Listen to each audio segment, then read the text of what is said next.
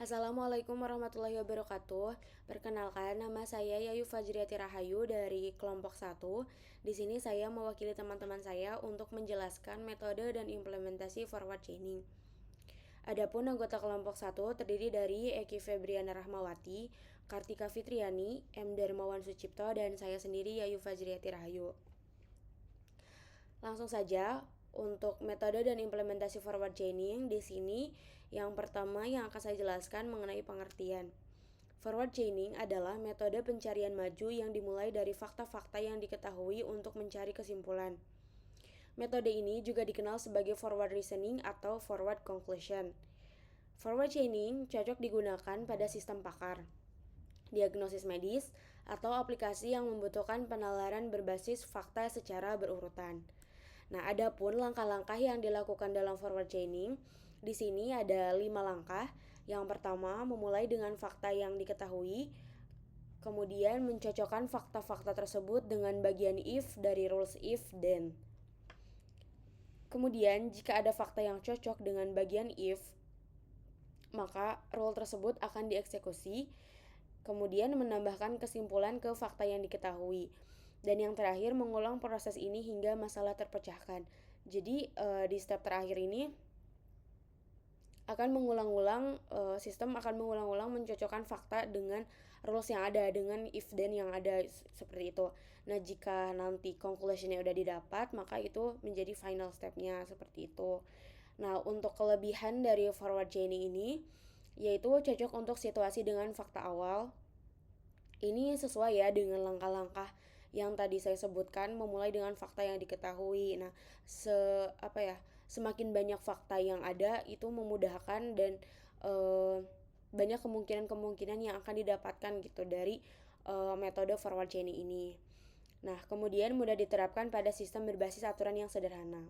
Sedangkan untuk kekurangannya, forward chaining ini memproses semua aturan meskipun tidak relevan dengan tujuan. Jadi mau relevan atau tidak, ketika faktanya sudah dimasukkan ke sistem itu semuanya akan dieksekusi, seperti itu. Nah, ini bisa menjadi tidak efisien jika terdapat banyak fakta dan aturan.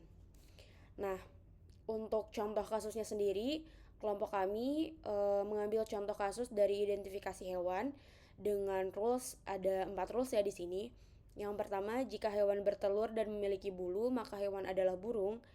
Jika hewan bertelur dan hidup di air, maka hewan adalah ikan. Jika hewan melahirkan dan hidup di darat, maka hewan adalah mamalia. Dan jika hewan melahirkan dan memiliki sirip, maka hewan adalah lumba-lumba. Nah, di sini kita dapat fakta awalnya ada hewan bertelur dan hewan hidup di air. Nah, untuk implementasinya di sini kami mengambil contoh implementasi dengan Python ya. Seperti yang dilihat, fakta awal dimasukkan ke variable facts dengan tipe array, yaitu ada bertelur dan hidup di air sesuai dengan fakta awal yang sudah dijelaskan. Dan aturan atau rulesnya juga dimasukkan. Ada 4 kondisi ya, sesuai dengan aturan yang tadi dijelaskan di awal juga. Kemudian forward chaining ini adalah evaluasi aturan, jadi ini adalah eksekusinya ya. Bisa dilihat untuk kodenya ini tuh memeriksa aturan satu persatu untuk melihat apakah semua kondisi pada suatu aturan memenuhi atau terpenuhi oleh fakta atau tidak, seperti itu. Nah, itu adalah prosesnya gitu ya. Nah, dari proses tersebut dapat dihasilkan identifikasinya, di mana di sini masuk ke variabel hasil. Nah, contohnya program yang dihasilkan itu hewan adalah ikan. Nah, aturan kedua terpenuhi, misalkan karena bertelur dan hidup di air, ada di fakta sehingga kesimpulannya hewan adalah ikan. Seperti itu.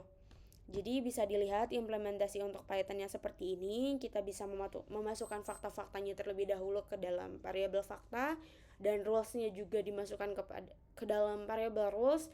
Ada 4 rules di sini. Kemudian akan ada proses forward chaining-nya ya, dengan mencocokkan fakta awal dengan rules-rulesnya, dengan if-nya gitu. Apakah cocok atau tidak, nanti akan dihasilkan hasilnya gitu. Program akan menghasilkan sesuatu dan di sini hasilnya adalah hewan adalah ikan gitu. Ini sesuai fakta dan aturan yang sudah dimasukkan terlebih dahulu kepada sistem. Oke, sekian penjelasan tentang forward chaining dari kami. Mohon maaf apabila ada kesalahan. Semoga materi atau penjelasan ini dapat bermanfaat bagi kita semua. Terima kasih. Wassalamualaikum warahmatullahi wabarakatuh.